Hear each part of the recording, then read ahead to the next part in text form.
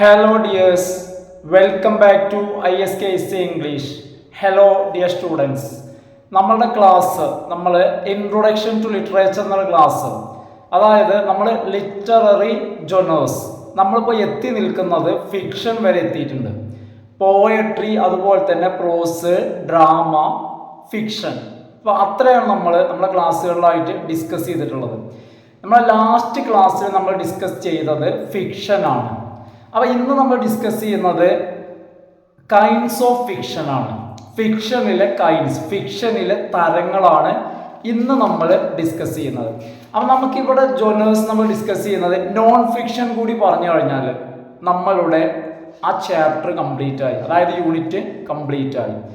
Then അപ്പോൾ ശ്രദ്ധിക്കുക, ഇന്ന് നമ്മൾ ഡിസ്കസ് ചെയ്യുന്നത് what are the different kinds of ഫിക്ഷൻ്റെ കൈൻഡുകൾ, തരങ്ങൾ ഏതൊക്കെയാണ്. What are the different kinds of fiction. അപ്പോൾ ആദ്യം ജസ്റ്റ് ചെയ്യാമെന്ന് പറയാം, അതിനുശേഷം നമുക്കൊന്ന് വിശദമായിട്ട് നോക്കാം. അപ്പോൾ ഏതൊക്കെയാണെന്ന് ചോദിച്ചു കഴിഞ്ഞാൽ fairy tale, mythology, legend, novel, novella, short story, fable, parable, allegory. ഇത്രയാണ് എന്ത് ഫിക്ഷന്റെ തരങ്ങൾ. അപ്പം നമ്മൾ ആദ്യം പറഞ്ഞ് നമുക്ക് ഓരോന്നായിട്ട് നോക്കാം. ഒന്നാമത്തേത് ഫെയറി ടെയിലാണ്. ഫെയറി ടെയിൽ അതായത് യക്ഷിക്കഥ എന്നൊക്കെ നമ്മൾ മലയാളത്തിൽ പറയും. A fairy tale is a story often meant to be read by children. സാധാരണ കുട്ടികൾ വായിക്കുന്നതിന് വേണ്ടി എഴുതിയിട്ടുള്ള ഒരു കഥയാണ് ഫെയറി ടെയിൽ. അതിൻ്റെ പ്രത്യേകത എന്ന് പറയുന്നത് presents astonishing, unbelievable and imaginary characters. ഇതിൽ അസ്റ്റോണിഷിങ് ആയിട്ടുള്ള, നമ്മൾ ആശ്ചര്യപ്പെടുത്തുന്ന, അൺബിലീവബിൾ വിശ്വസിക്കാൻ ബുദ്ധിമുട്ടുള്ള, പ്രയാസമുള്ള സാങ്കല്പിക കഥാപാത്രങ്ങൾ ഉണ്ടായിരിക്കും. ഇമാജിനറി ക്യാരക്ടേഴ്സ് ലൈക്ക് ഫെയറീസ്, ഏതുപോലെ യക്ഷി പോലെ, അല്ലെങ്കിൽ എൽസ് കുട്ടിച്ചാത്തൻ, അല്ലെങ്കിൽ നോംസ്, നിങ്ങൾ രക്ഷസ് എന്ന് കേട്ടിട്ടുണ്ടോ, ആൻഡ് മെജിഷ്യൻസ്. അപ്പം മെജിഷ്യൻസ്, നോംസ്, എൽസ്, ഫെയറീസ്, ഇതുപോലുള്ള ഇമാജിനറി ക്യാരക്ടേഴ്സ്, അതുപോലെ തന്നെ അസ്റ്റോണിഷിങ്, അൺബിലീവബിൾ ഇമാജിനറി ക്യാരക്ടേഴ്സിനെ പ്രസന്റ് ചെയ്യുന്ന, കുട്ടികൾക്ക് വായിക്കാൻ വേണ്ടി എഴുതിയിട്ടുള്ള കഥകളാണ് fairy tale. There are also tales of kings, queens, princes and princesses. അതായത് ഇത്തരം ചില ഫെയറി ടെയിലുകൾ രാജാവിനെയും രാജ്ഞി, രാജകുമാരൻ, രാജകുമാരിമാർ ഇവരൊക്കെ ഉൾക്കൊള്ളുന്ന ചില ടെയിലുകൾ ഉണ്ടായിരിക്കും. ഇത്തരത്തിലുള്ള ചില കഥകൾ ഉണ്ടായിരിക്കും. Often in super natural settings. ഇത്തരം കഥകളുടെ പശ്ചാത്തലം എന്ന് പറയുന്നത് സൂപ്പർ നാച്ചുറൽ ആയിരിക്കും. സൂപ്പർ നാച്ചുറൽ എന്ന് പറഞ്ഞാൽ അൺഎർത്ത്ലി, അതായത് അസാധാരണമായിട്ടുള്ള, സാധാരണ ഓർഡിനറി ലൈഫിൽ നിന്നും വ്യത്യസ്തമായിട്ടുള്ള ഒരു അസാധാരണമായിട്ടുള്ള ഒരു സെറ്റിങ്സ് ആയിരിക്കും, ഒരു പശ്ചാത്തലമായിരിക്കും ഇത്തരത്തിലുള്ള ഫെയറി ടെയിൽ, യക്ഷി കഥകൾക്ക് ഉണ്ടാവുന്നത്. എക്സാമ്പിള് ഒരു എക്സാമ്പിളാണ് സ്നോ വൈറ്റ്, മറ്റൊന്ന് തമ്പലീന. ഈ തമ്പലീന എന്നുള്ളത് നമ്മുടെ തമ്പ് ഉണ്ടല്ലോ, തള്ളവിരലിന്റെ വലുപ്പത്തിലുള്ള ഒരു പെൺകുട്ടിയുടെ കഥയാണ് എന്ത് തമ്പലീന.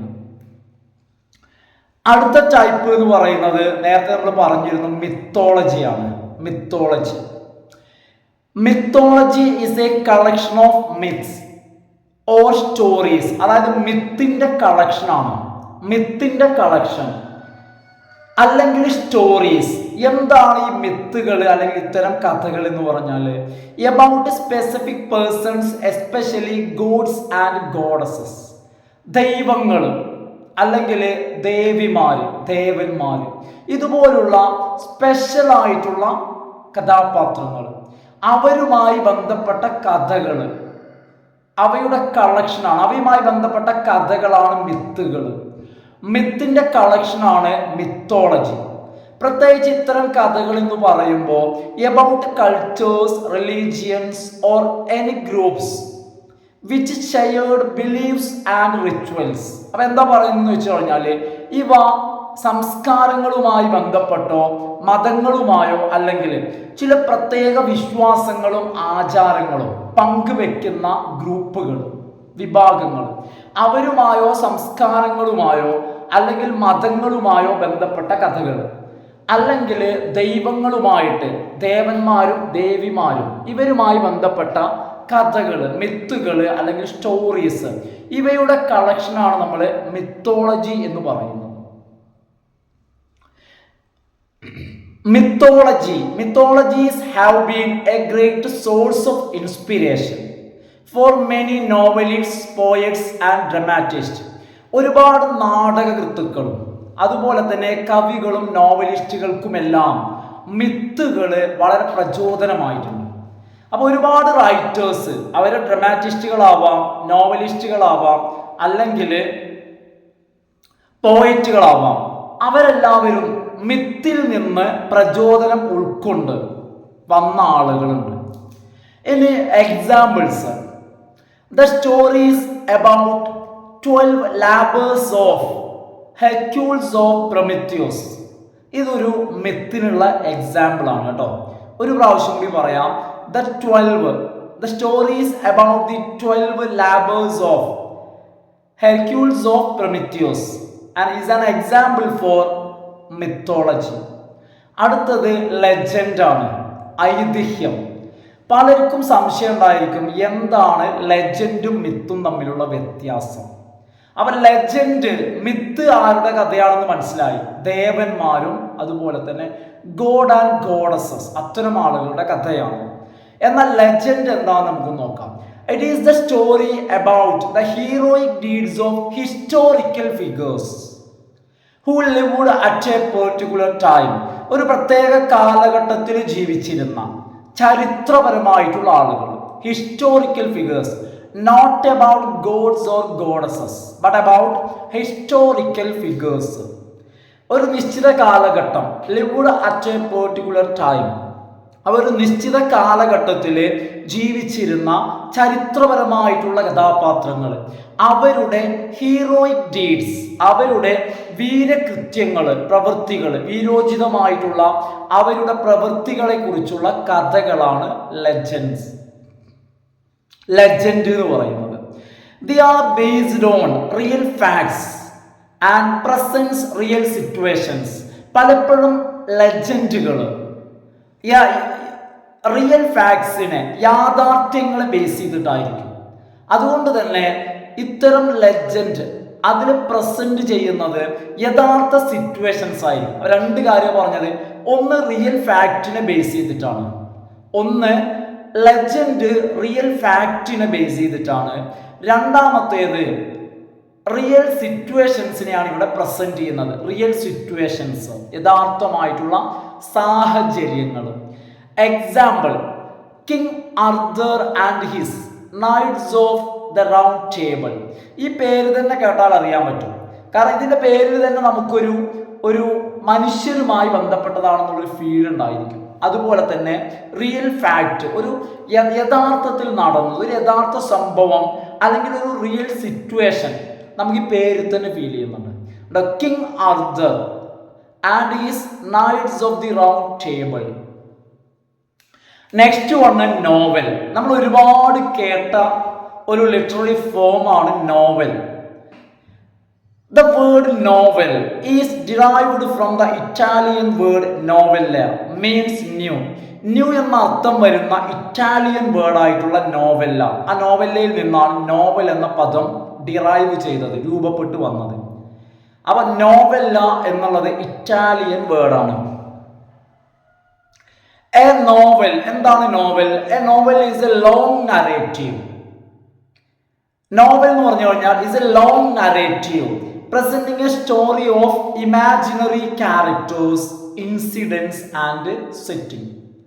സാങ്കല്പികമായിട്ടുള്ള സംഭവങ്ങളും പശ്ചാത്തലവും അതുപോലെ തന്നെ കഥാപാത്രങ്ങളെയും പ്രസന്റ് ചെയ്യുന്ന ഒരു വലിയ നറേറ്റീവാണ്, ഒരു ലോങ് നറേറ്റീവാണ്. അപ്പം നോവൽ നമുക്ക് അറിയാവുന്ന കാര്യമാണ്. ഒരു നോവൽ എന്ന് വെച്ച് കഴിഞ്ഞാൽ ഒരു ഇരുന്ന ഇരിപ്പിലൊന്നും അങ്ങോട്ട് വായിച്ചു തീർക്കാൻ കഴിയില്ല. ലോങ് നറേറ്റീവ് ആണ്. അതിന്റെ പ്രത്യേകത എന്ന് വെച്ച് കഴിഞ്ഞാൽ presenting a story of imaginary characters, incidents and settings. സാങ്കല്പികമായ കഥയും കഥാപാത്രങ്ങളും പശ്ചാത്തലവും അതിൽ പ്രസന്റ് ചെയ്യും. അതാണ് അതിന്റെ പ്രത്യേകത. It presents a connected sequence of events. അപ്പൊ ഇതൊരു വലിയ ലോങ് നറേറ്റീവ് ആണെന്ന് പറഞ്ഞില്ലേ, പക്ഷെ ഇതിൽ പറയുന്ന കാര്യങ്ങൾക്ക് ഒരു ലോജിക്കൽ കണക്ഷൻ ഉണ്ടായിരിക്കും. വൺ ആഫ്റ്റർ അനദർ, ഒന്നിന് ശേഷം ഒന്ന് എന്നുള്ള ഒരു കണക്ഷൻ. നമുക്കിവിടെ ഒരു കണക്ഷൻ കാണാൻ കഴിയും. ദാറ്റ് മീൻസ് കഥയ്ക്കൊരു തുടർച്ച ഉണ്ടായിരിക്കും പറയുന്ന കാര്യങ്ങൾക്ക്. The main elements in a novel are. അടുത്തതായിട്ട് 2 മാർക്കിന്റെ ഒരു ചോദ്യമാണ്. ഒരു നോവലിലെ എലമെന്റ്സ് ഏതൊക്കെയാണ്? നോവലിന്റെ ഘടകങ്ങൾ ഏതൊക്കെയാണ്? പ്ലോട്ട്, അതായത് പ്ലോട്ടില്ലാതെ നടക്കൂല. കഥ വേണം, ക്യാരക്ടേഴ്സ്, കഥ അഭിനയിക്കാൻ കഥാപാത്രം വേണം, കഥാപാത്രങ്ങൾക്ക് കോൺഫ്ലിക്റ്റ്, സംഘർഷങ്ങൾ വേണം, കഥയ്ക്കൊരു സെറ്റിംഗ്, പശ്ചാത്തലം വേണം, ആൻഡ് എ തീം, ഒരു കഥാതന്തു വേണം, ഒരു ഇതിവൃത്തം വേണം. അപ്പൊ ഇതൊക്കെയാണ് ഏതൊക്കെയാ? Plot, character, conflict, setting and theme. These are the elements of A novel. ഇവയാണ് ഒരു നോവലിന്റെ എലമെന്റ്സ് എന്ന് പറയുന്നത്. നോവൽ കഴിഞ്ഞാൽ ഫിക്ഷന്റെ അടുത്തൊരു വിഭാഗം എന്ന് പറയുന്നത് നോവല്ലയാണ്. ഏതാണ്? നോവല്ല. നോവല്ല എന്താ novella? Is very simple. A novella is longer than A short story but shorter than A novel. അപ്പൊ എന്താ പ്രത്യേകത എന്ന് വെച്ച് കഴിഞ്ഞാൽ ഇത് നോവലും അല്ല ഷോർട്ട് സ്റ്റോറി അല്ല. എന്ന് വെച്ച് കഴിഞ്ഞാൽ ഷോർട്ട് സ്റ്റോറിയേക്കാൾ വലുതും നോവലിനേക്കാൾ ചെറുതും. Novella is longer than A short story and shorter than A novel. അപ്പൊ ഈ ഒരു രൂപത്തിനാണ് നമ്മൾ നോവല്ല എന്ന് പറയുക. അതായത് ഷോർട്ട് സ്റ്റോറിയേക്കാൾ വലുതായിരിക്കും, നോവലിനേക്കാൾ ചെറുതും. എക്സാമ്പിൾ ശ്രദ്ധിച്ചു വെക്കുക, 1 മാർക്ക് നമുക്കിവിടെ വാങ്ങാൻ പറ്റും. എക്സാമ്പിൾ ഏതാണ്? D.H. ലോറൻസിന്റെ ദ മാൻ ഹൂ ഡൈഡ്. വളരെ ഫേമസ് ആയിട്ടുള്ള ഒരു റൈറ്റർ, പോയറ്റ് ഒക്കെയാണ് ആര്? D.H. ലോറൻസ്. D.H. ലോറൻസിന്റെ ദ മാൻ ഹൂ ഡൈഡ് എന്നുള്ളത് മരണപ്പെട്ട മനുഷ്യൻ. The man who died is an example for a novella. Novella കഴിഞ്ഞാൽ നെക്സ്റ്റ് വരുന്നതാണ് ഷോർട്ട് സ്റ്റോറി. നമുക്ക് വളരെ പരിചയമുള്ളതാണ് ഷോർട്ട് സ്റ്റോറി. നമ്മൾ വളരെയധികം വായിക്കാൻ ഇഷ്ടപ്പെടുന്നു. It is a work of fiction that is shorter than novella. നോവലിനേക്കാൾ ഷോർട്ടായിട്ടുള്ള ഒരു ഫിക്ഷൻ ആണ് എന്ത്? Short story. നോവലിനേക്കാൾ ചെറുത്. അതാണ് അതിൻ്റെ ഒരു നിർവചനം. It's a work of fiction. Work of fiction means സാങ്കല്പിക work, imaginary work. Work of fiction that is shorter than novella. നോവലിനേക്കാൾ ഷോർട്ടർ ആണ്. It focuses on a single event and has smaller number of characters. ഇതിന്റെ പ്രത്യേകതയാണ്. അതായത് ഇതിന്റെ ഒരു theme, ആശയം ഇതിൻ്റെ ഉള്ളിൽ കൈകാര്യം ചെയ്യുന്നത് ഒരു സിംഗിൾ ഇവന്റ് ആയിരിക്കും. ഇതിനകത്ത് ഒരുപാട് വിഷയങ്ങളൊന്നും ഉണ്ടാവില്ല. ഒരു വിഷയത്തിൽ ഒതുങ്ങി നിൽക്കും, ഒരു വിഷയത്തിൽ അത് ഫോക്കസ് ചെയ്യും, കേന്ദ്രീകരിക്കും. പിന്നെ എന്താ പറയുന്നതെന്ന് വെച്ച് കഴിഞ്ഞാൽ ലിമിറ്റഡ് ക്യാരക്ടേഴ്സ്, ഒരുപാട് കഥാപാത്രങ്ങൾ ഉണ്ടാവില്ല. സ്മാളർ നമ്പർ ഓഫ് ക്യാരക്ടേഴ്സ്, 2 പ്രത്യേകതയാണ്. അടുത്തത് ഇതിന്റെ പ്രത്യേകത എന്ന് പറയുന്നത് it is meant to be read in a single sitting. ഒരൊറ്റ ഇരുത്തത്തിൽ വായിച്ച് കഴിയണം. അതായത് നമ്മൾ ഒന്നിരുന്ന് കഴിഞ്ഞാൽ അതിൻ്റെ ആ ഒരു ത്രില്ല് പോകുമ്പോഴേക്കും അത് വായിച്ച് തീർക്കണം. നോവൽ പോലെയല്ല. അതായത് ഒരാഴ്ച കൊണ്ടോ ഒരു മാസം കൊണ്ടോ വായിച്ച് തീർക്കാൻ വേണ്ടി ഉള്ളതല്ല short story. It is meant to be read in a single day, single sitting, not a day, single sitting.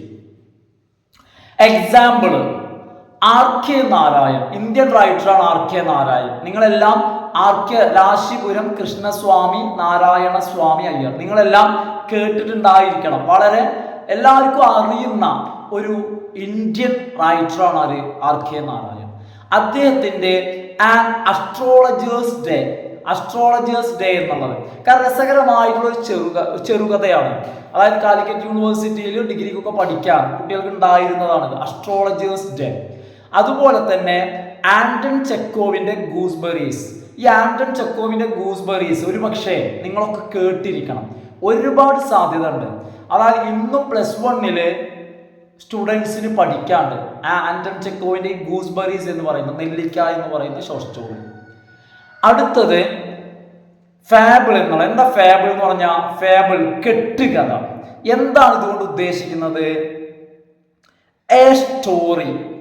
A fable is a story with animals as it's main characters. ഇതിലെ പ്രധാന കഥകൾ അനിമൽസ് ആയിരിക്കും, കഥാപാത്രങ്ങളും. With a moral lesson, ധാർമ്മിക പാഠം അല്ലെങ്കിൽ ഗുണപാഠം ഉണ്ടായിരിക്കും. A fable is a short story with animals as it's main characters with a moral lesson, ധാർമ്മിക പാഠം ഉണ്ടായിരിക്കും. നമുക്ക് പഠിക്കാനൊരു ഗുണപാഠം ഉണ്ടായിരിക്കും. അവ വായിക്കുന്നത് കൊണ്ട് ഗുണം കിട്ടും. ഒരു കാര്യം മനസ്സിലാക്കണം, നമുക്ക് വായിച്ചാൽ ഗുണം കിട്ടണമെങ്കിൽ സാന്ദർഭികമായി പറഞ്ഞു എന്നുള്ളൂ, നമ്മൾ ചിന്തിക്കണം. ഇനി although highly philosophical it is simple to understand. അതായത് ഇതിൽ ഗുണപാഠം മറ്റൊക്കെ ഉണ്ടായിരിക്കും, മാത്രമല്ല ഇത് വളരെ ഫിലോസഫിക്കൽ ആയിരിക്കും. അതായത് ഇത് ഫിലോസഫിക്കൽ കണ്ടന്റ് ആയിരിക്കും എന്ന് വിചാരിച്ച്, ഇത് കുറച്ച് ഫിലോസഫിക്കലാണ്, തത്വചിന്തയുള്ളതാണെന്ന് വിചാരിച്ചിട്ട് ഇത് അത്ര ടഫൊന്നുമല്ല, ആർക്കും വായിച്ച് മനസ്സിലാക്കാൻ പറ്റും. സിമ്പിൾ ടു അണ്ടർസ്റ്റാൻഡ്, വായിച്ച് മനസ്സിലാക്കാൻ വളരെ എളുപ്പമാണ്. എക്സാമ്പിൾ ആണ് ഏത്, നിങ്ങളൊക്കെ കേട്ട് വളരെ പരിചയമുള്ള കഥയാണ് ഏത്, ഹെയർ ആൻഡ് ദ ടോർട്ടോയ്സ്. അതായത് ആമയുടെയും മുയലിന്റെയും കഥ കേട്ടില്ലേ? രണ്ടുപേരും പന്തയം വെച്ചത്, അതിലുണ്ട് ഗുണപാഠം. That is moral lesson. Example ഓർത്ത് വെക്കാം. ഹെയർ HEARE, ഹെയർ എന്ന് പറഞ്ഞാൽ കാറ്റുമുയലാണ് ഹെയർ. സാധാരണ നമ്മൾ പറയുന്ന പദമാണ് റാബിറ്റ്, കേട്ടില്ലേ? ഹെയർ സ്പെല്ലിംഗ് മാറരുത്, ഹെയർ ഹിയർ ഹെയർ അല്ലെ, ഒരുപാട് വാക്കുണ്ട്. അതായത് നമ്മള് മുടിക്ക്, തലയിലുള്ള മുടി ഹെയർ ആണ്. അതുപോലെ തന്നെ അനന്തരാവകാശിക്ക് പറയും അല്ലെ, വ്യത്യസ്ത വാക്കുകളാണ്. എന്താ സ്പെല്ലിംഗ് ഡിഫറൻസ് ഉണ്ട് കേട്ടോ. ഇവിടെ ഹെയർ ആൻഡ് ദ ടോർട്ടോയ്സ്, ആമയും മുയലും തമ്മിലുള്ള കഥ അല്ലെ, കൊച്ചു കുട്ടികൾക്ക് വരെ അറിയാവുന്ന കഥയാണ്. അപ്പൊ അതൊരു ഫേബിളിന് എക്സാമ്പിൾ ആണ്. അടുത്തത് പാരബിൾ എന്നുള്ളത്. എന്താണ് parable? Parables are belief moralistic stories. അപ്പൊ എന്താ പറയുന്നത്? ബ്രീഫ്. പാരബിൾസ് എന്ന് പറഞ്ഞു കഴിഞ്ഞാല് ബ്രീഫ് മോറലിസ്റ്റിക് സ്റ്റോറീസ്. നേരത്തെ പറഞ്ഞ പോലെ തന്നെ ഇതും ധാർമ്മിക പാഠമുള്ള, ഗുണപാഠമുള്ള ചെറിയ കഥകൾ. ബ്രീഫാണ്, ചെറിയ കഥകളാണ്. Brief moralistic stories in prose or verse. രണ്ട് തരത്തിലും വരും, പ്രോസിലും വരും, വേഴ്സിലും വരും. എന്താ വേഴ്സ് എന്ന് പറഞ്ഞാൽ, വേഴ്സ് എന്നുള്ളതുകൊണ്ട് ഉദ്ദേശിക്കുന്നത് ലൈൻസ് ആണ്. കവിതയിലെ വരികൾക്കാണ് എന്ത് പറയാ, വേഴ്സ് എന്ന് പറയാം കേട്ടോ. അവ കവിത രൂപത്തിലും കഥ രൂപത്തിലും. പ്രോസ് എന്ന് പറഞ്ഞാൽ ഉദ്ദേശിച്ചത് കഥ കേട്ടോ, ആ ഒരു ലാംഗ്വേജ് ആണ് ഉദ്ദേശിച്ചത്, പ്രോസ് ആൻഡ് ഓർ വേഴ്സ്. മാത്രമല്ല explicating one or more lessons or ideologies. ഇതില് ഒന്നോ അതിലധികമോ ഗുണപാഠങ്ങളോ അല്ലെങ്കിൽ ആദർശങ്ങളോ ഉണ്ടായിരിക്കും. ഐഡിയോളജീസ്, ആദർശങ്ങൾ അല്ലെങ്കിൽ ഒന്നോ അതിലധികമോ ഗുണപാഠങ്ങൾ വിശദീകരിക്കുന്ന, എക്സ്പ്ലെയിൻ ചെയ്യുന്ന, എക്സ്പ്ലിക്കേറ്റ് എന്ന് പറഞ്ഞാൽ എക്സ്പ്ലെയിൻ ചെയ്യാം, മനസ്സിലാക്കി തരുന്ന. വേഴ്സോ പ്രോസോ, കഥ എന്ന് പറയാൻ പറ്റില്ല, ഒന്നുകിൽ കഥ രൂപത്തില് അല്ലെങ്കിൽ കവിത രൂപത്തിലായിരിക്കണം പാരബിൾ. അപ്പൊ ഇതിനാണ് നമ്മൾ എന്ത് പറയുന്നത്, പാരബിൾ എന്ന് പറയുന്നത്. നോക്കൂ, ഇനി എന്താന്ന് വെച്ച് കഴിഞ്ഞാല് എന്താണ് വ്യത്യാസം എന്താന്നുള്ളതാണ്. അതായത് ഏതൊക്കെ തമ്മിലുള്ള വ്യത്യാസം? ഡിഫറൻസ് ബിറ്റ്വീൻ, ആർക്ക് തമ്മിൽ? The difference between fable and parable. രണ്ടിലും മോറൽ ഉണ്ട്. എന്താ വ്യത്യാസം? The difference between fable and parable is that. എന്താ വ്യത്യാസം? സിമ്പിൾ ആണ്, നമുക്ക് 1 മാർക്കോ 2 മാർക്കോ നമുക്ക് ഈസി ആയിട്ട് അടിച്ചെടുക്കാൻ പറ്റും. എന്താണ് ഡിഫറൻസ്? ആ ഡിഫറൻസ് ചോദിച്ചാൽ what is the difference between fable and parable എന്ന് ചോദിച്ചാൽ ഇതാണ് ഡിഫറൻസ്. എന്താന്ന് വെച്ച് കഴിഞ്ഞാൽ that fable uses animals as characters. Fable എന്ന് പറയുമ്പോൾ അതിൽ അനിമൽസ് ആയിരിക്കും കഥാപാത്രങ്ങൾ. Whereas human beings are the characters in parable.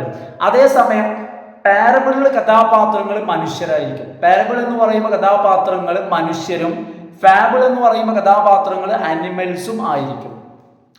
Now last one, ഫിക്ഷനിലെ ലാസ്റ്റ് വൺ ആണ് അലിഗറി. എന്താ ഈ അലിഗറി എന്ന് പറഞ്ഞാല്? അലിഗറി എന്ന് പറഞ്ഞു കഴിഞ്ഞാൽ it is a short story in which, അലിഗറിയും ഷോർട്ട് സ്റ്റോറിയാണ്. ഷോർട്ട് സ്റ്റോറിയുടെ പ്രത്യേകത എന്ന് പറയുന്നത് in which the characters, things or incidents have hidden symbolic meanings, have hidden or symbolic meanings. അപ്പൊ എന്താ ഇവിടെ ഇതിന്റെ പ്രത്യേകത എന്ന് ചോദിച്ചു കഴിഞ്ഞാൽ, അലിഗറിക്കൽ എന്ന് പറയുമ്പോൾ, അലിഗറി എന്ന് പറയുമ്പോൾ ഷോർട്ട് സ്റ്റോറിയാണ്. പക്ഷെ ആ ഷോർട്ട് സ്റ്റോറിയിൽ കഥാപാത്രങ്ങൾക്കോ അല്ലെങ്കിൽ അതിൽ പറയുന്ന കാര്യങ്ങൾക്കോ അല്ലെങ്കിൽ അതിലെ ഇൻസിഡൻസ്, സംഭവങ്ങൾക്കോ ഹാവ് ഹിഡൻ, ഒന്നുകിൽ ഒളിഞ്ഞിരിക്കുന്നതോ അല്ലെങ്കിൽ സിംബോളിക് മീനിങ്സ്, എന്തെങ്കിലുമൊക്കെ സിംബോളിക് ആയിട്ടുള്ള അർത്ഥങ്ങളോ ഉണ്ടായിരിക്കും. ഇതാണ് അതിൻ്റെ കാര്യം. അപ്പോൾ എന്താ പറയുന്നത് വെച്ച് കഴിഞ്ഞാൽ, അതിൻ്റെ ഡയറക്റ്റ് ആയിട്ടുള്ള അർത്ഥത്തിന്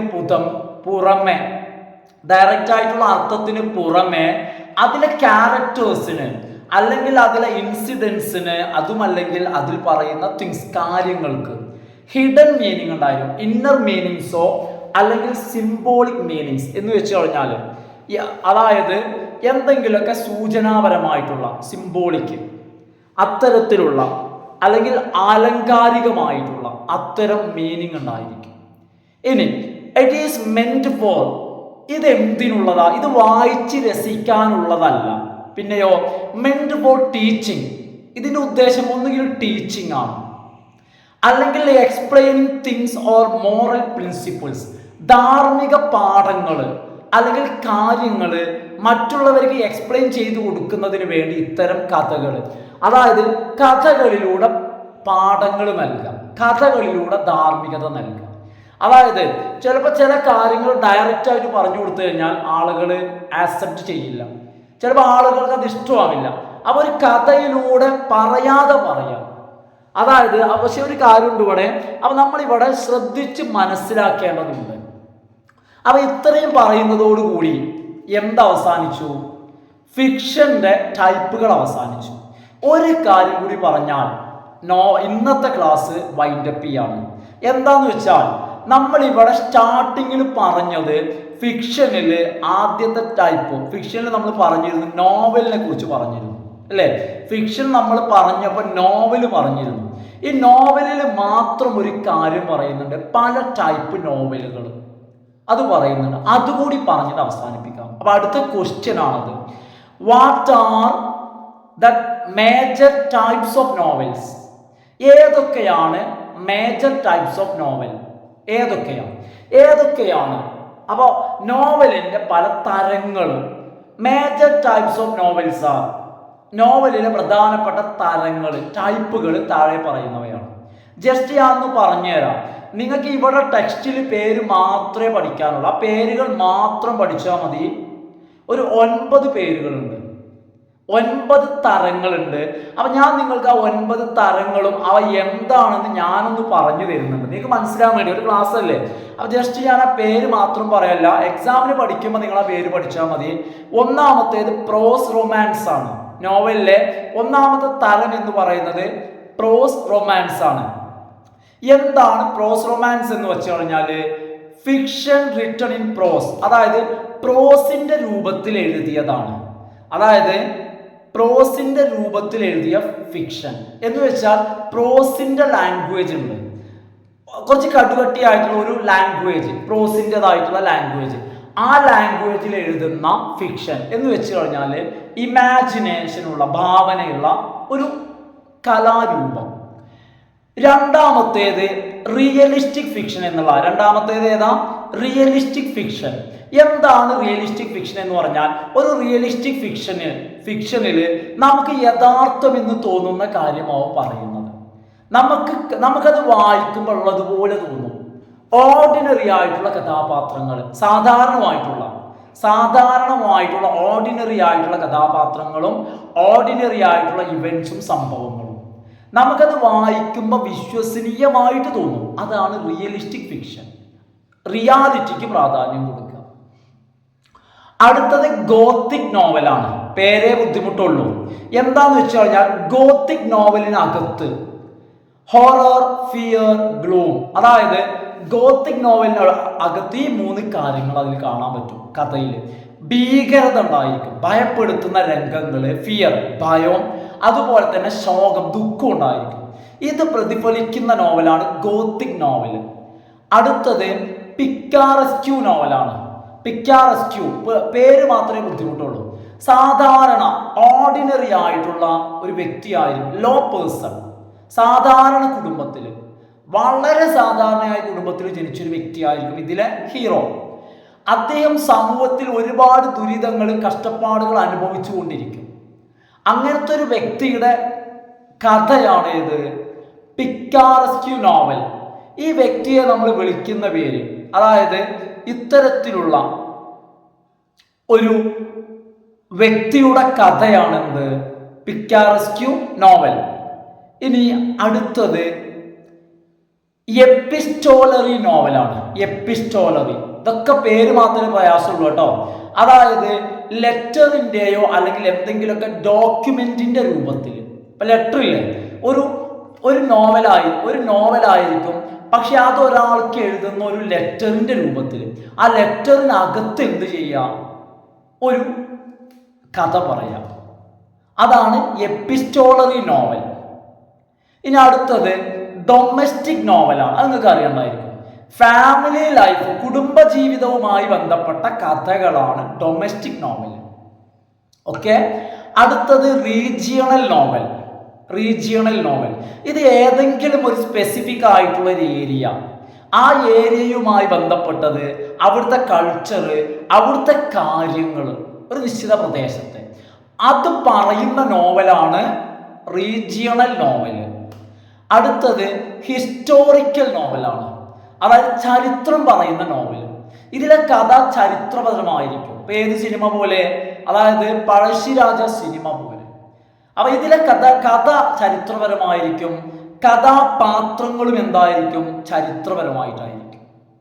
ലാസ്റ്റ് വണ്ണാണ് സൈക്കോളജിക്കൽ നോവൽ. ലാസ്റ്റ് വൺ ഏതാ? Psychological novel. സൈക്കോളജിക്കൽ നോവൽ എന്ന് പറഞ്ഞാൽ മാനസികവുമായി ബന്ധപ്പെട്ടതായിരിക്കും. എന്ന് വെച്ച് കഴിഞ്ഞാൽ ക്യാരക്ടേഴ്സിന്റെ മൈൻഡ്, ക്യാരക്ടേഴ്സിന്റെ മനസ്സിലുള്ളത്, ക്യാരക്ടേഴ്സിന്റെ തോട്ട്, ക്യാരക്ടേഴ്സിന്റെ ഫീലിങ്സ് ഒക്കെ എക്സ്പ്രസ് ചെയ്യുന്ന അത്തരം നോവലുകളെയാണ് നമ്മൾ എന്ത് പറയാ, സൈക്കോളജിക്കൽ നോവൽ എന്ന് പറയുന്നത്. അപ്പൊ ഇതാണ് 9 തരം നോവലുകൾ. അപ്പൊ ഇതോടുകൂടി നമ്മളുടെ ഫിക്ഷൻ എന്ന് പറയുന്ന ഭാഗവും കംപ്ലീറ്റ് ചെയ്തു. ഇനി ജസ്റ്റ് നമുക്ക് ആകെ നോൺ ഫിക്ഷൻ മാത്രമേ പറയാനുള്ളൂ. അതൊരൊറ്റ ക്ലാസ് കൊണ്ട് കഴിയും ചെയ്യും. അതേ ക്ലാസ്സിൽ 2ാമത്തെ യൂണിറ്റ് നമ്മൾ സ്റ്റാർട്ട് ചെയ്യും കേട്ടോ. അപ്പൊ ഫ്രണ്ട്സ്, ഇന്നത്തെ വീഡിയോ ഞാനിവിടെ വൈൻഡപ്പ് ചെയ്യാണ്. നിങ്ങൾ എന്ത് ചെയ്യുക, ഡൗട്ട്സ് എന്തെങ്കിലും ഉണ്ടെങ്കിൽ കമന്റ് ചെയ്തോളൂ. എല്ലാ ആളുകളും എന്ത് ചെയ്യുക, ലൈക്ക് ചെയ്തിട്ട് കാണുക. സബ്സ്ക്രൈബ് ചെയ്യാത്ത ആളുകൾ എന്ത് ചെയ്യുക, സബ്സ്ക്രൈബ് ചെയ്ത് കാണുക. അതുപോലെ തന്നെ നിങ്ങളെ ഫ്രണ്ട്സ് ഉണ്ടെങ്കിൽ ഫ്രണ്ട്സിനൊക്കെ എന്ത് ചെയ്യുക, ഒന്ന് സജസ്റ്റ് ചെയ്യണം. Okay, thanks for watching.